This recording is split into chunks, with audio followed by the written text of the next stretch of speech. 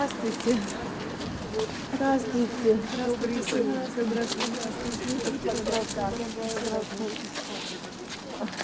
Меня спрашивают, от Светы что-то. Я говорю, ей надо помочь. Ты крепись.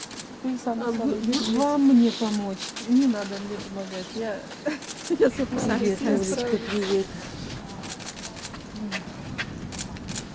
Ты что, ночевала пить? Да. Дуже хорошо. А? Дождя не было, дождь утром начался. Здравствуйте.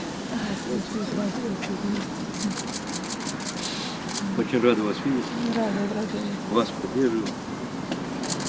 А что ж, как мы не будем поддерживать? Это уже куда отступать, уже надо вперед. Сидели в пледах. Все укутались. Ну, как бы кто-то говорил, не холодно.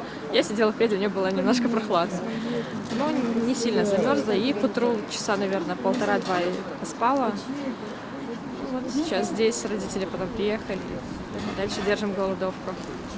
Как себя чувствуете? Мама жалуется, немножко у нее голова кружится. А я, в принципе, себя хорошо чувствую, только поспать бы еще немножко.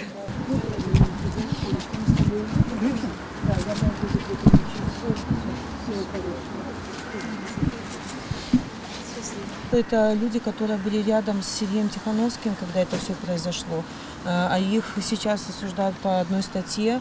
Ну как я не могла поддержать? Это точно так же, если бы я объявила голодовку, и люди пришли поддержать бы меня. То же самое.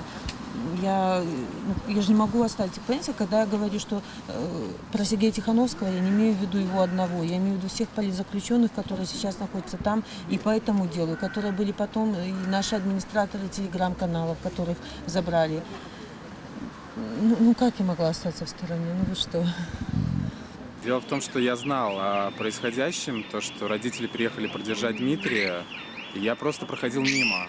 И вот так сложилось, что тоже решил поддержать, выразить гражданскую солидарность, что мы должны сейчас делать, что для нас в нынешний момент очень важно. И еще раз как бы аттестировать тему, вот такой беспредел, что матери начинают голодать и за своих детей. То есть как-то надо сопротивляться этому агрессивному поведению, я бы сказал, увядающего и умирающего режима.